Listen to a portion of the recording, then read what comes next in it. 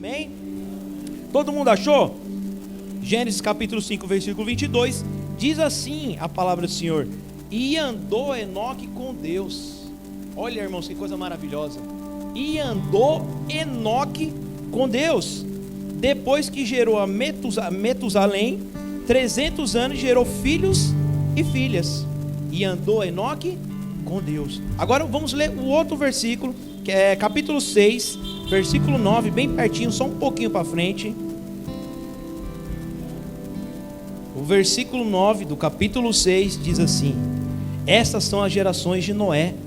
Noé era varão justo e reto em suas gerações.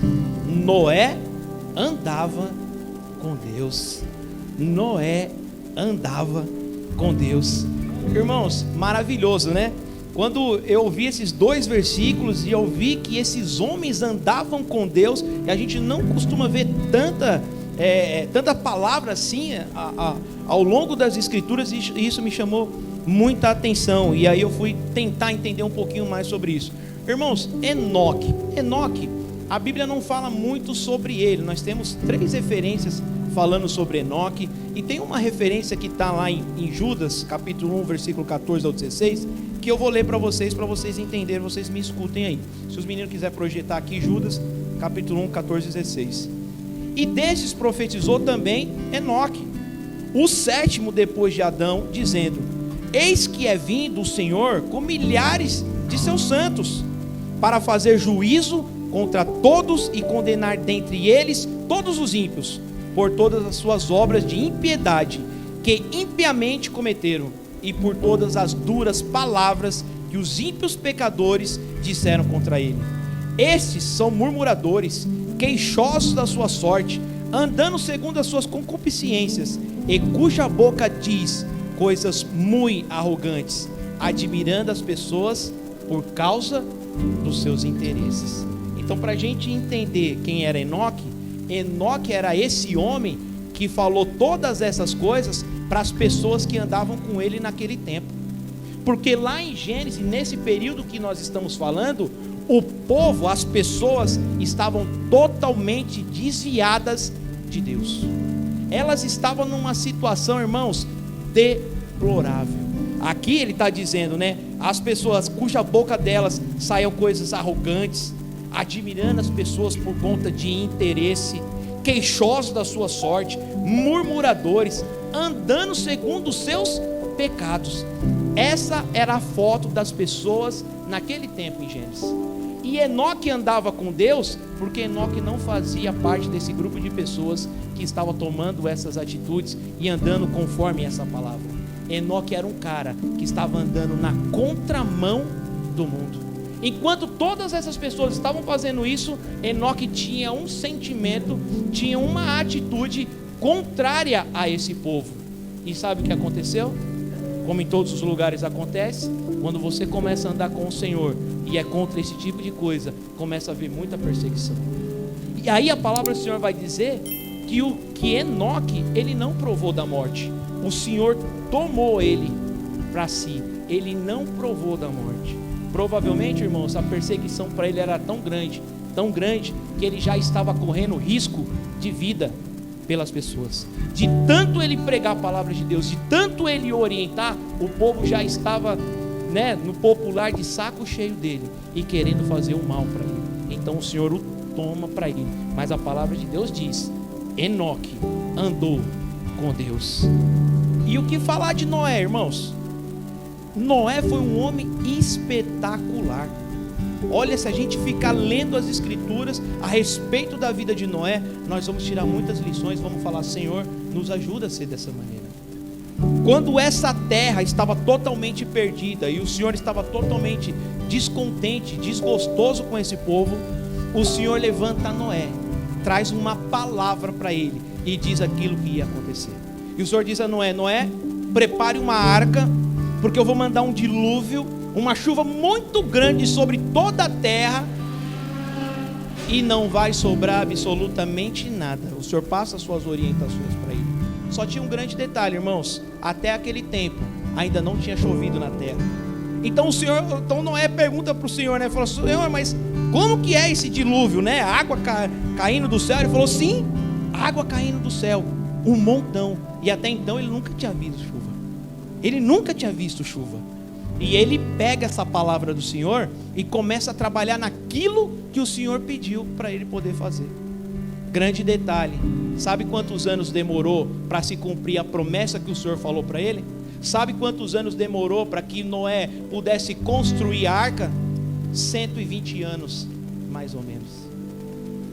120 anos, mais ou menos. Sabe aquela promessa que o Senhor fez a você que ainda não se cumpriu? Ele só esperou 120 anos. Quantos anos você está esperando? Quantos anos você está esperando? Agora, o que me chama muito mais atenção na promessa que o Senhor fez para Noé e aquilo que ele está fazendo é a perseverança dele, irmãos. Irmãos, 120 anos não é 120 dias. 120 anos não é 120 meses. É 120 anos. É muita coisa, irmãos. É muita coisa. O Senhor só deu uma palavra para ele. Ele falou assim: Noé, você vai fazer assim, assim, assim, assim, assim. E depois, durante esses 120 anos, o Senhor não falou mais absolutamente nada.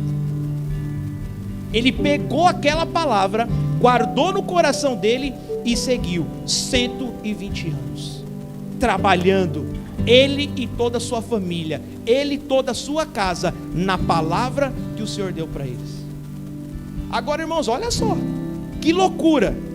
Nunca tinha chovido na terra. Noé está lá trabalhando, os filhos dele estão lá trabalhando, a esposa está ajudando. Aí passa o vizinho e fala: e aí, Noé, como é que você está? Não, estou bem. Rapaz, o que você está fazendo aí? Fala: rapaz, estou construindo uma arca. O Senhor pediu para mim construir uma arca. A nossa geração está toda perdida. Vai vir uma chuva muito grande, um dilúvio muito grande sobre a terra e vai matar todo mundo. Aí os caras falam: meu, você é maluco. Nunca choveu na terra. Você está construindo uma arca, porque vai inundar a terra. Irmãos, e todo dia, e todo dia, e todo dia, você é tonto, você é trouxa. Já se passaram tantos anos, já passou 30 anos, não tem sinal de chuva nenhuma, está tudo seco, não tem absolutamente nada. Mas ele dizia: o meu Senhor falou, e ele não mudou os planos dele, porque se ele tivesse mudado os planos dele, ele tinha falado. Então, como ele não mudou e ele não falou, eu vou continuar firme naquilo que ele falou. Irmãos, perseverança. Um dos sinais de um nascido de novo, um dos sinais daquele que teve um encontro com o Senhor Jesus, um dos sinais daqueles que tiveram a sua vida transformada é a perseverança. É a perseverança. São aqueles que têm dificuldade? Tem problemas? Tem. Aguentam zombaria? Passam por zombaria? Passam. Mas não desistem de caminhar com o Senhor Jesus, porque um dia receberam uma palavra, receberam uma promessa do Senhor, e por isso continua. Desenvolva a perseverança na vida de vocês. Desenvolva a perseverança, porque nem tudo na nossa vida, irmãos, é feito num piscar de olhos. Você sabe o que eu penso com relação aos 120 anos que Noé estava construindo essa arca? Talvez não era só por conta da construção, mas a construção que o Senhor estava fazendo na vida dele. A construção que o Senhor estava fazendo na vida dele e na família dele. Quanto mais o tempo passa e nós não conseguimos alcançar os nossos objetivos, é o Senhor trabalhando nas nossas vidas, é o Senhor construindo em nós, porque o Senhor faz alguma coisa antes do tempo, você se perde, você quebra a sua cara. Irmãos, nós estamos falando aqui de famílias comuns, nós estamos entre famílias comuns. Ninguém de nós aqui tem um dinheiro extraordinário, ninguém de nós aqui tem muita grana. Mas você já imaginou se o Senhor agora, você olhasse no seu app do seu banco e tivesse 5 milhões de reais no seu app? 5 milhões. Você está negativo aí no banco, no vermelho, dá uma olhada aí, irmão, vai que tem, né? Vai que tem, né? Então, irmãos, 5 milhões. 5, não está, né, irmã? 5 é que Deus ainda está construindo em você, entendeu? Está construindo. Então, muitos de nós, irmãos, não estaria mais na célula na terça-feira. Você vai perguntar, cadê o pastor Davi? Caiu 5 milhões da conta dele, e ele comprou uma casa lá em Riviera, foi embora, comprou um helicóptero, tá chegando lá de helicóptero. E a célula, esqueceu o pastor Davi? E na oração? E no culto Maria Presa Cruz, o próximo sábado? E no domingo? Então tem muitas coisas que não acontecem nas nossas vidas, irmãos, porque é o Senhor construindo, né? A gente sempre tem a tendência de pensar que o problema da nossa vida é sempre o dinheiro, né? Puxa, eu não tenho dinheiro, está faltando dinheiro. Se eu tivesse o dinheiro resolveria o meu problema. Mas não, irmãos, tem muitos casos que o dinheiro, ele vai acabar com a sua vida. Você tem muitos exemplos por aí. Você vê muitos jogadores de futebol que ganharam muito dinheiro, para eles foi perdição, foi maldição.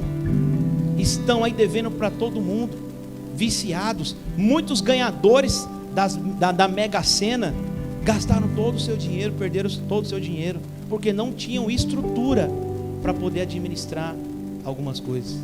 Então é tempo de esperar, de ser lapidado, de ser reconstruído, de aprender as coisas do Senhor e continuar perseverando, Mas aí, se a gente for falar sobre a amizade com Deus, esses dois homens andaram com o Senhor, e o tema da nossa mensagem é amigo de Deus. Mas como é que eu faço para me ser amigo de Deus? Nós tivemos o exemplo de Enoque. Ele era um homem íntegro, o pessoal estava indo tudo para um lado, ele estava indo para o outro e ainda estava pregando para eles.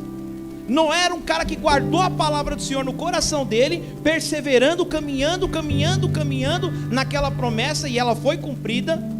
Mas e para nós que estamos aqui, 2022 anos depois da morte de Cristo Jesus, moradores do Parque Bristo, a grande maioria, que nós estamos fazendo o nosso trabalho direitinho, estudando, temos nossos filhos, como é que nós vamos fazer para nós sermos amigos de Deus? Como é que nós vamos fazer para nos aproximar cada vez mais de Deus e ouvir de repente uma palavra dessa de Deus e dizer assim: puxa, o Mateusão andava comigo, o Dean era meu amigo, a Maria andava comigo, eles se importavam comigo. E para a gente ser amigo de Deus, irmãos, só tem uma maneira para a gente ser amigo: é a gente ser íntimo dele, é a gente ser muito íntimo dele, muito íntimo. E a intimidade, ela vem de duas maneiras. A intimidade, ela vem pelo conhecimento, o conhecimento didático, e ela vem também por relacionamento. O que seria o conhecimento? O conhecimento didático é aquilo que você ouve, aquilo que você lê, é aquilo que você aprende. Então, por exemplo, nós insistimos muito com os irmãos da nossa igreja para que os irmãos possam ler a palavra do Senhor, para que os irmãos possam entender a palavra do Senhor, para que eles possam ouvir do Senhor aquilo que o Senhor está falando com eles. Esse é um conhecimento, através da leitura da palavra, através da parte didática. Esse é um conhecimento. Mas nem todo mundo que lê a Bíblia é íntimo do Senhor, porque só a leitura da palavra não vai te fazer íntimo com o Senhor. Isso é um conhecimento, faz parte, mas é um conhecimento. Ele não vai aprofundar. Tem algumas outras coisas que vai fazer você aprofundar e a mergulhar nisso. Então, por exemplo, todos vocês aqui eu conheço, mas nem todos vocês eu sou íntimo. Então vou usar o exemplo do irmão Zé Carlos. Eu sei que ele chama Zé Carlos, eu sei que ele mora ali na Viela, eu sei que ele tem 3 filhas, mas eu não sou íntimo do irmão Zé Carlos. Eu não sou íntimo. O Mateusão, sei que o Mateusão também mora na Viela, sei que o Mateusão agora está trabalhando, tem a irmã da Yasmin, mas eu não sou íntimo dele. Isso é um conhecimento que eu tenho da vida dele. Então pode ser que nós possamos ter esse conhecimento de Deus. Já li a Bíblia, já ouvi falar, às vezes vou no culto. Isso é conhecimento. Agora a intimidade, irmãos, é muito mais profundo.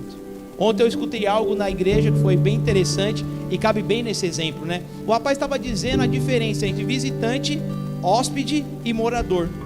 O que é um visitante? Visitante é aquela pessoa que vai na sua casa, ele vai bem rapidinho, senta ali, toma ali um café, toma ali uma Coca-Cola, alguma coisa, passou algumas horas, ele vai embora, certo? Ele vai por exemplo, abrir a geladeira da sua casa? Ele não vai abrir, porque ele é visitante. Ele vai poder chegar lá no seu quarto, lá ligar a sua televisão lá, dar uma deitada na sua casa e descansar? Não vai poder, por quê? Porque ele é visitante. E o hóspede? O hóspede já tem um pouquinho mais de intimidade, mas nem tanto. Quando você hospeda uma pessoa na sua casa, você dá lá as coisas, né? Você vai ficar nesse quarto, ou você vai dormir aqui na sala, né? Ele vai usar o banheiro, né? Ele vai começar a ver alguns comportamentos seus, algumas atitudes. Esse é o hóspede. Mas ainda assim, ele não é tão íntimo. Ele não é tão íntimo. Ele não tem liberdade para fazer todas as coisas dentro da sua casa. Mas e quando a pessoa é moradora? Quando a pessoa é moradora, ela abre a geladeira, ela liga a televisão a hora que ela quer, ela senta quando ela quer, ela acorda quando ela quer. Isso é uma pessoa íntima, é um morador. E é isso que o Senhor quer que nós sejamos dele, íntimos. Ele quer que nós sejamos moradores. Na verdade, ele é um morador dentro de nós. Nós abrimos nosso coração, a nossa casa, para que o Senhor possa ser um morador. O Senhor não é visitante na nossa casa, e o Senhor também não é um hóspede na nossa casa. O Senhor é um morador. Ele tem a chave de todas as coisas da sua casa. Mexe na despensa, mexe na geladeira, abre as suas gavetas, mexe nas suas gavetas, coloca uma coisa para cá, coloca uma coisa para lá. Esse é o Senhor Jesus. É essa intimidade que nós queremos ter com o Senhor. É essa intimidade que esses homens tiveram. Eles eram amigos de Deus. Aí olha só, Mateus 7, 21 a 23 diz assim: nem todo que diz Senhor, Senhor, entrará no reino dos céus, mas aquele que faz a vontade de meu Pai que está nos céus. Muitos me dirão naquele dia: Senhor, Senhor, nós profetizamos em teu nome, e em teu nome expulsamos demônio, e em teu nome fizemos muitas maravilhas. Então lhes direi abertamente, o Senhor Jesus lhe dirá: nunca vos conheci, apartai-vos de mim, vós que praticais a iniquidade. Essa palavra é para crente. É aquele que leu a palavra, aquele que fez sinais, prodígios e maravilhas, expulsou demônio em nome de Jesus. E chegou naquela hora, o Senhor Jesus disse assim: olha, apartem-se de mim, porque eu não vos conheço. Agora, irmãos, presta atenção. O Senhor, Ele é criador de todas as coisas, sustentador de todas as coisas, onipotente, onipresente, onisciente, sabe tudo, pode tudo e vê tudo. Como é que vai chegar naquele dia? Ele vai dizer assim: ó, eu não te conheço. Esquisito, não é? O Senhor conhece todo mundo, irmãos. Ele conhece todo mundo, sabe o nome de todo mundo, sabe quantos fios de cabelo a gente tem na nossa cabeça. Ele sabe tudo. É que essa palavra conhecer, a tradução desse tempo é conhecer de intimidade. Vocês já viram nas escrituras falando assim, ó, e Adão conheceu a Eva? Vocês entenderam? Conheceu do quê? De passar lá e falar: ô irmã, prazer Eva, tudo bem? Oi Eva, conheci Eva. Não. O conhecer é a relação íntima. Ele teve intimidade com Eva. Então essa palavra aqui de conhecer, de conhecimento, o Senhor Jesus está dizendo assim: olha, vocês nunca foram íntimos de mim. Vocês nunca foram íntimos de mim. Aí a gente vai usar o argumento de dizer assim: ah, Senhor, mas o Senhor não viu. Estava todo dia na célula. Senhor, eu vinha ofertar aqui no gasofilácio. Teve feijoada, Senhor, até o banheiro lá eu lavei, Senhor. Saí para levar feijoada lá do outro lado da cidade, Senhor, para chegar aqui e o Senhor dizer que o Senhor não me conhece. E Ele diz: é porque você nunca foi íntimo. Você sempre fez isso com motivações para você, mas você nunca foi meu íntimo. Mas você nunca foi meu íntimo. Nós não queremos, irmãos, a gente está sempre aqui aconselhando, orientando e chamando os irmãos para que possam contribuir com todas as coisas que tem na igreja, na célula, na oração, manutenção do templo, ajudas sociais, visitas. Nós queremos ver os irmãos fazendo as coisas, mas nós não queremos serviçais. O Senhor não quer serviçais. O Senhor quer pessoas transformadas de coração, que fazem com muito amor. Que fazem com muito amor. Você sabe que eu tenho 2 exemplos para contar para vocês no dia de hoje. Um exemplo bom e um exemplo ruim de motivação e de intimidade. Quando nós estávamos fazendo a feijoada, Roberta falou para mim: Davi, tem que levar as feijoadas para o ABC e depois vai ter que fazer algumas entregas aqui no bairro. Eu peguei as entregas, coloquei no carro. Aí o Fernando cruzou a rua ali, ele mandou mensagem para mim, falou: Davi, você quer que eu te ajude nas entregas? Eu falei: quero. Leva para mim aqui no bairro, tal, que eu estou indo para o ABC. Ele falou: tá bom. E aí eu peguei aquelas entregas, irmão, e eu saí no carro dirigindo, e eu comecei a pensar: Senhor, essa feijoada, esse dinheiro vai ser para abençoar as mulheres. Pai, eu já estou até vendo. Mulheres de joelhos naquele altar, clamando, se derramando de lágrimas para o Senhor, tendo as suas vidas restauradas, tendo as suas vidas renovadas. Oh Pai, em nome de Jesus. O que nós fazemos aqui, irmão, não é vender feijoada não. Vender feijoada, o boteco da esquina vende. Nós não vendemos feijoada, nós vendemos amor, nós vendemos salvação, nós vendemos graça. Não é que nós estamos cobrando por isso, nós estamos trabalhando em prol das vidas. Nós não temos lucro com feijoada, não. Nós não queremos ser conhecidos aqui pela a igreja que faz a melhor feijoada. Nós queremos ser conhecidos pela igreja do amor. Sabe por quê? Ao longo de todo esse ano, algumas mulheres tiveram dificuldade para fazer o pagamento. Algumas mulheres perderam seu emprego, tem a pandemia. Mas, irmãos, faria sentido as mulheres que conseguiram arcar com o seu valor estarem lá no hotel, e as que não conseguiram ficar para trás? Não faz sentido. O evangelho é inclusivo. O evangelho não deixa ninguém para trás. O evangelho não deixa ninguém para trás. Se você está andando, se você está dando passos largos, mas o seu irmão está ficando para trás, irmão, não dá. Tem hora que você tem que parar e voltar para trazer o irmão com você. Porque o evangelho não é uma competição. Não é quem vai chegar primeiro. Não é quem vai chegar sozinho. Nós vamos chegar juntos. Nós vamos entrar juntos. E nós não podemos deixar ninguém para trás. E é isso, irmãos. É isso. Nós temos que ter essa convicção, essa motivação de falar: eu quero abençoar essas mulheres. Irmãos, eu tenho exemplos de mulheres na minha família, de minha irmã, de minha mãe, de minha esposa, de minha sogra, de minhas tias. Numa linha geral, nós falamos de mulheres. Sabemos que as mulheres têm duplo encargo. São mulheres que trabalham fora, são mulheres que cuidam das casas, são mulheres que fazem outras atividades. A luta é grande. Tem muitas mulheres, irmão, que nunca tiveram a oportunidade de fazer uma viagem.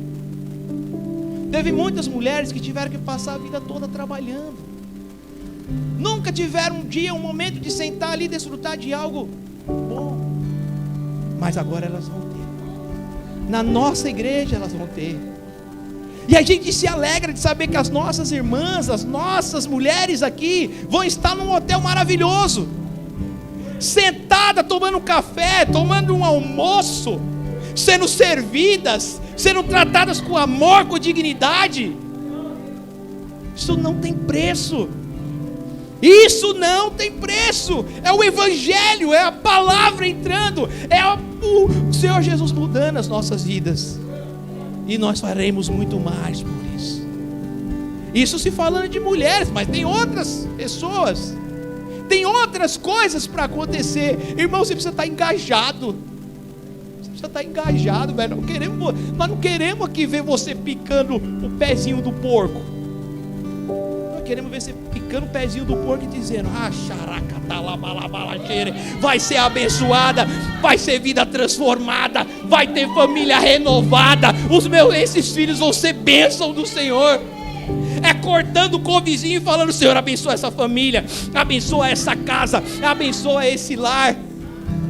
É isso que nós queremos. Só que nós ficamos tristes muitas vezes de ver que tem muita gente que não se importa. Tem se importa. Vocês estão vendo o sofrimento das famílias por aí? Vocês estão vendo as dificuldades das famílias por aí? Agora mesmo combinei com um rapaz de passar para pegar ele para ele vir para a igreja. Falei, 4h40 eu te passo para te pegar na sua casa, tá bom? Tá bom. Chego lá, ele está dormindo, velho. Combinei 4h40. Ele está dormindo. Estão combinando 4h40? O que, meu irmão? Nós não podemos parar. Nós temos um Deus para glorificar, nós temos um Deus para louvar. Você tem que ter interesse para louvar o Deus que te ama, que te salvou, que cuida da tua vida. Tem outras famílias para serem abençoadas. Nós não podemos estar assim, eu vou talvez, não sei, estou desanimado. Irmão, que tanto desânimo é esse? Explica para mim, que tanto desânimo é esse que eu queria entender. Eu sei que nós passamos por um momento de tristeza. Eu sei que nós temos problema. O dia mal vai chegar para todo mundo. Vamos passar por um momento de desemprego às vezes, uma falta de grana, um problema de saúde. Mas não é motivo para desanimar, não. Essas coisas desse mundo não têm o poder de nos parar. Nós temos um Deus todo poderoso acima de nós.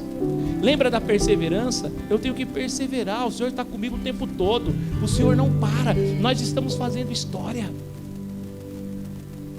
Não podemos desanimar, mas temos que ter essa vontade.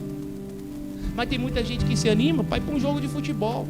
Tem gente que se anima para assistir o Guns N' Roses lá no Palestra Itália, o antigo Palestra Itália. E quando a gente fala de vidas renovadas, de vida restaurada, talvez, quem sabe, né? Irmãos, pede para o Senhor renovar o seu entendimento. Sabe por quê? Senão você vai ser igual essas pessoas de Gênesis que estavam aqui, sem afeição moral, interesseiras, debaixo das suas concupiscências.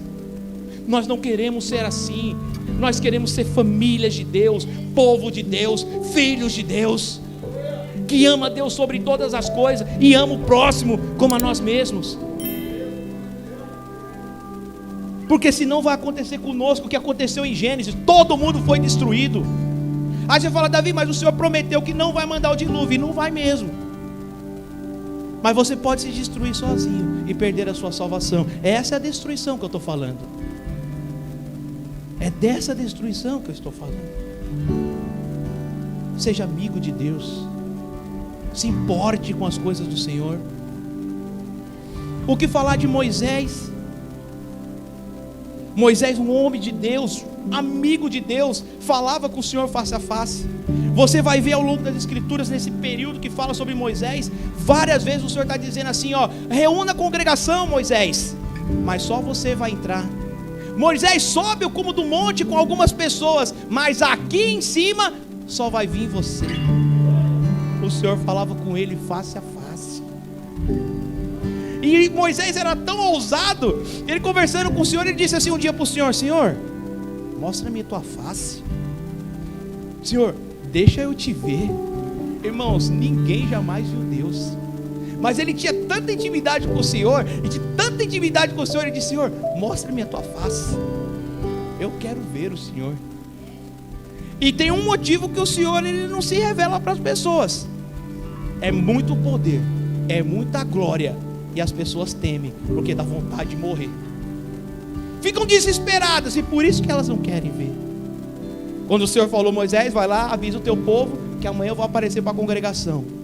Quando o Senhor começa a aparecer, o tempo fecha, nuvens, relâmpagos, trovões, muito barulho. O povo olha desesperado, põe a mão nas cabeças e diz, não, Moisés, pelo amor de Deus, não queremos mais ver Deus, não queremos mais falar com Deus.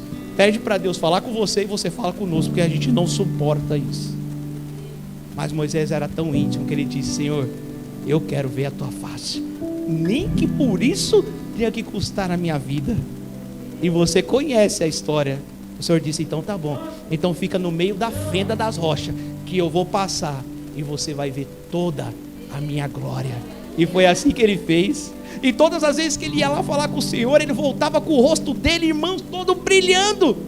Porque tinha hora que tinha que colocar o capuz na cabeça, porque o povo não conseguia olhar para ele, de tanto que tinha a presença dele, a presença de Deus ali naquele lugar.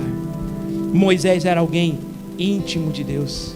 João 15, 14 e 15 diz assim, ó: vós sereis meus amigos, se fizerdes o que eu vos mando. Já vos não chamarei servo, porque o servo não sabe o que faz o seu senhor, mas tenho-vos chamado amigos, porque tudo que eu vi de meu Pai, vos tenho feito a conhecer. O Senhor Jesus está dizendo assim, ó: quero chamar vocês de servos, eu quero chamar vocês de amigos. Vocês lembram a parábola do filho pródigo?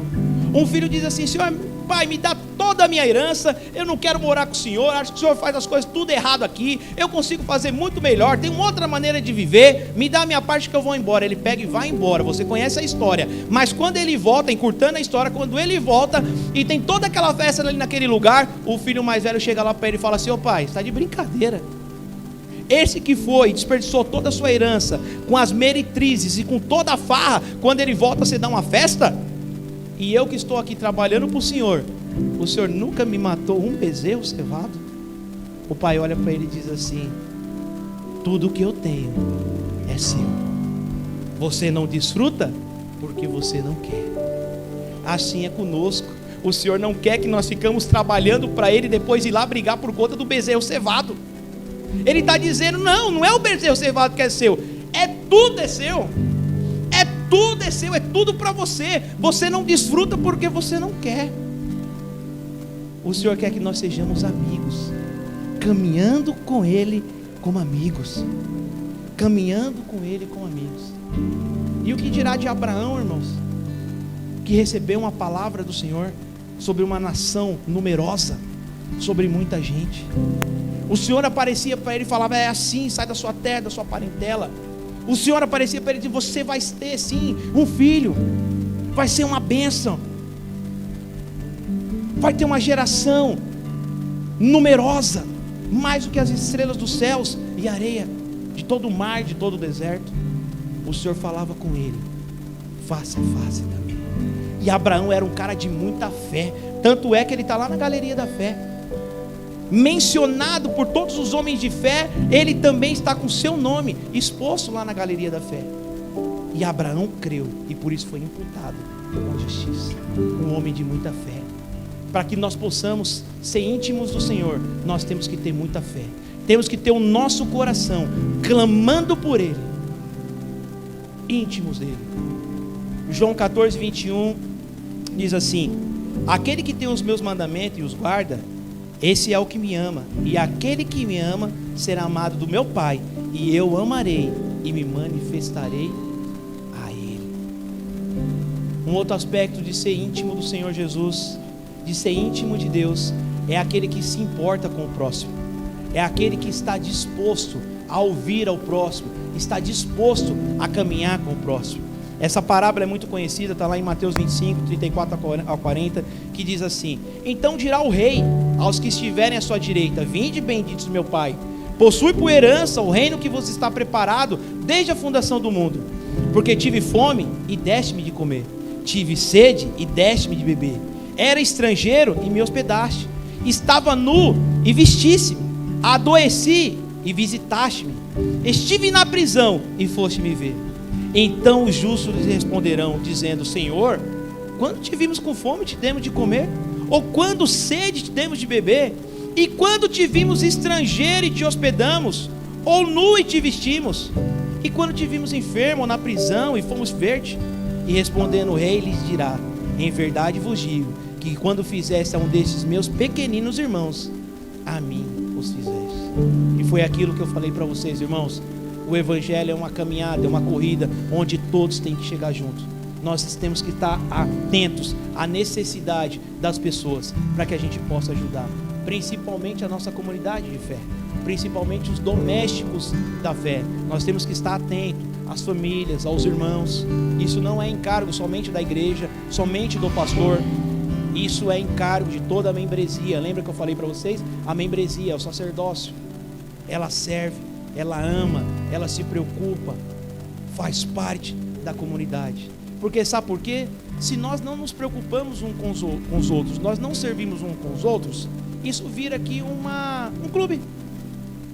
Um clube aonde eu venho para me divertir, aonde eu venho para ganhar as coisas para mim, e o próximo é problema dele. Ele que se vire aí de dar um jeito aí e ver como é que ele vai fazer com a vida dele. Nós não somos um clube, nós somos uma igreja, nós somos uma família, nós somos um corpo. Outra coisa, irmãos, os que são amigos de Deus, os que caminham com o Senhor, se importam com aquilo que o Senhor fala.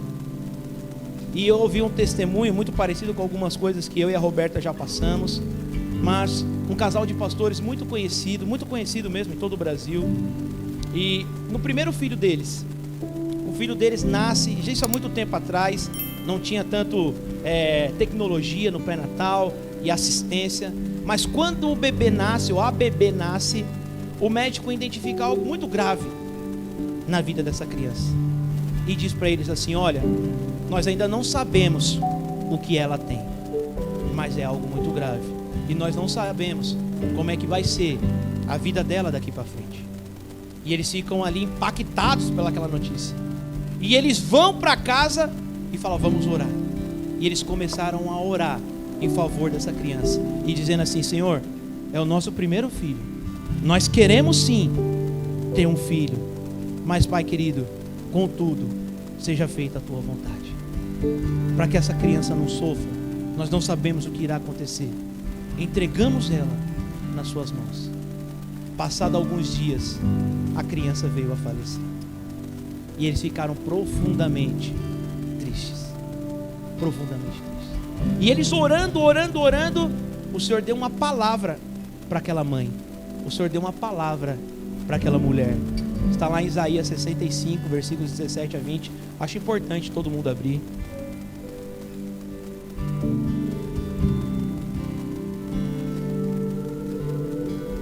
Isaías 65, versículos 17 a 20. O livro do profeta Isaías 65. Olha que coisa específica, irmãos. Olha só o Senhor falando: porque eis que crio novos céus e nova terra, e não haverá mais lembrança das coisas passadas, nem mais se recordarão, mas vos folgareis, exultareis perpetuamente no que eu crio, porque eis que crio para Jerusalém uma alegria, e para o seu povo gozo. Exultarei em Jerusalém, e me alegrarei no meu povo, e nunca mais se ouvirá nela voz de choro, nem voz de clamor. Não haverá mais nela criança de poucos dias. Olha só, irmãos, não haverá mais nela criança de poucos dias. Crianças que nascem e morrem. Ele está dizendo: não vai mais haver isso. Nem velho que não cumpra os seus dias, porque o menino morrerá de 100 anos, porém o pecador de 100 anos será amaldiçoado. O Senhor responder na oração dessa mulher, o Senhor trazendo algo específico no coração dela, e ela foi consolada. E eis que o Senhor fez isso mesmo na vida dela, fez nova todas as coisas. E depois ela teve mais 3 filhos. Os filhos dela já estão grandes, são uma grande bênção, e ela se alegra nessa palavra do Senhor, e ela conta esse testemunho por onde ela anda. O Senhor Jesus faz nova todas as coisas. Aqueles que são amigos de Deus são aqueles que ouvem a sua voz, ouvem a sua palavra, são aqueles que oram ao Senhor, mas que também tem tempo para poder escutar. Diz um pastor que um rapaz decidiu fazer uma campanha de oração nas madrugadas com o Senhor. Ele falou: vou fazer uma oração, uma campanha por conta de algo que eu estou precisando. E todas as madrugadas ele levantava lá correndo, ele dava o horário de orar, ele orava, acabar, corria para a cama e dormia. No outro dia ele fazia a mesma coisa, ele ia lá, acordava, orava, aí corria para a cama e dormia. Mas um dia o Espírito Santo tocou no coração dele e diz assim: quando é que você vai parar para poder me ouvir? Quando eu quero falar com você, você corre para poder dormir? Nós temos que ter um tempo, irmãos, para poder ouvir ao Senhor. A oração é uma conversa com o Senhor de mão dupla. Ela vai e volta. Nós temos que orar, clamar ao Senhor, mas nós temos que ter tempo para que o Senhor possa falar aos nossos corações. e passar as diretrizes. Senão a gente fala assim, mas você não está falando comigo, mas também você não está me ouvindo. Você não está tendo tempo, está tão corrido, tão atropelado, que você não está tendo tempo de ouvir aquilo que eu estou falando. Agora, irmãos, nós estamos falando de grandes homens de Deus. Nós falamos aqui de Enoque, nós falamos de Noé, nós falamos de Moisés, nós falamos de Abraão. São homens espetaculares, maravilhosos. Mas será que Deus toparia ser os nossos amigos? Será que o Senhor toparia ir lá na minha casa e ter uma conversa comigo? Será que o Senhor toparia ter uma conversa com você lá na sua casa? Será que o Senhor está se importando realmente com o seu filho, com a sua família, com o seu trabalho? Um Deus tão grandioso, tão sublime e tão poderoso, que tem tantas outras pessoas que são a bênção. Será que Ele se importaria conosco? Eu digo para você que sim. Eu digo para você que sim. A palavra do Senhor diz lá em Mateus capítulo 7, versículo 7 também: pedi e dar-se-vos-á, buscai e encontrareis, batei e abrir-se-vos-á, porque aquele que pede, recebe, e o que busca, encontra, e ao que bate, abrir-se-lhe-á. João 15:15, já vos não chamarei de servos, porque o servo não sabe o que o Senhor faz, mas tenho-vos chamado amigos, porque tudo que ouvi de meu Pai, vos tenho feito a conhecer. Irmãos, nessa noite, que você possa ser íntimo do Senhor, que você possa ser amigo de Deus, como esses homens foram. Melhor coisa que tem é ser amigo de Deus e caminhar com Ele. Quem tem amizade sabe como é. Eu já estou hoje, irmãos, com 38 anos de idade. Já passaram dezenas de amigos pela minha vida, e hoje mesmo eu estava relembrando disso. Quantas pessoas passaram pela minha vida que eram tão importantes naquele momento, e hoje a gente já não tem mais contato nenhum. Hoje a gente já não tem mais relacionamento nenhum. E com vocês, jovens e adolescentes, até os adultos mesmo, às vezes vocês estão muito preocupados com a amizade local, com o tempo, como é que eu vou fazer, como é que eu vou agir. Tudo isso faz parte, tudo isso é importante, mas se tem uma amizade que você deve realmente regar, cuidar, é a amizade com Deus, porque aonde você for, Ele estará com você. Se você estiver aqui, Ele está. Se você for para o outro lado do mundo, Ele estará. E os amigos que estão aqui hoje, do outro lado do mundo, já não vão estar. Ou os amigos que diante de uma dificuldade, já não vão estar. Eu lembro que eu ouvi algumas frases, tem algumas coisas que nos entristecem, mas ela serve para nosso crescimento. Você tem que saber, irmãos, a Roberta falou hoje muito legal, né? Você dá hoje alguns limões para uma pessoa, ela pega aquele limão e faz uma limonada. Mas para outra pessoa ela fala, não, isso aqui não presta, é azedo, para mim não serve. Então depende de como você recebe e de como você vai agir com isso.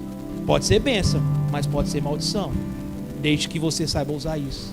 E eu ouvi uma frase de um rapaz dizendo assim, foi logo quando o Mateus e o Tiago nasceu. Mateus e o Tiago nasceu porque a gente era tão novinho, eu e a Roberta, né? Tão novinho, tão inexperiente, trabalhando, aquela luta danada, pagando aluguel, 2 crianças dentro de casa, gêmeos. A gente olhava para o lado, era uma pilha de fralda, a gente olhava para o outro lado, uma pilha de leite. Eu falei, meu Deus, aquela loucura, e criança chora para lá, criança chora para cá. E as amizades, né? Eu tentando, né? Angariar as minhas amizades. Aí um dos meus amigos diz assim, mas eu vou fazer o que lá na casa do Davi? Ficar vendo criança chorar? Era meu amigo. Eu vou lá na casa do Davi fazer o quê? Ficar ouvindo os filhos dele chorar? É o amigo. Imagine se fosse um inimigo. Entende, irmão? Você está pegando? Eu não estou dizendo que a amizade não é importante. É sim, nós estamos aqui. Nós não queremos desenvolver entre nós amizade. Nós queremos desenvolver família. Queremos ser família, nós queremos ser irmãos uns dos outros. Irmão, para contar nas dificuldades, nas necessidades. O Alberto estava me lembrando hoje, vou até usar isso como exemplo. Cadê o Moisés? Moisés está aí? Está na escadinha, né? Moisés, coitado, já tive irmãos. Eu já tive cada conversa com Moisés, mas conversa dura. Dura. De eu sentar com ele, ó. Dura. E hoje é um dos meus melhores amigos. Hoje é uma pessoa que eu amo. Amo a esposa dele. Amo o filho dele. Porque você tem que saber tratar pessoas, né? Cada pessoa age de uma maneira. Mas eu fico tão feliz de ver o que Deus está fazendo na vida dele. Mas fico tão feliz. Quando nós chegamos aqui, ele tinha esse jeitão dele, dava muito trabalho para nós. Hoje ele é bênção demais. Hoje é nós que damos trabalho para ele. Hoje é que nós damos trabalho para ele. E hoje aí se formando em TI, trabalhando na área que ele quer. Um cara extremamente inteligente, que abençoa nós, a nossa comunidade. Sabe, e eu não quero ser amigo dele, eu quero ser irmão dele. Eu quero que ele conte comigo.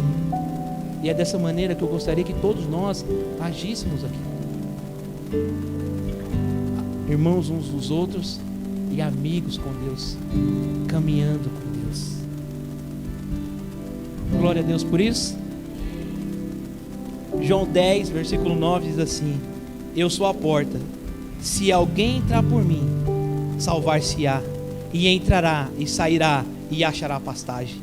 O ladrão não vem senão a roubar, a matar e a destruir, mas eu vim para que tenham vida e tenham com abundância. Eu sou o bom pastor dá a vida pelas suas ovelhas. Jesus Cristo de Nazaré, Ele dá a vida por nós.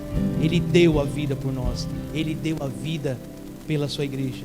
Ele deu a vida para que todas essas coisas acontecessem conosco. De cura, de libertação, de salvação, de reconstrução. E hoje nós temos uma esperança, uma certeza que Ele nos ama e que Ele está conosco.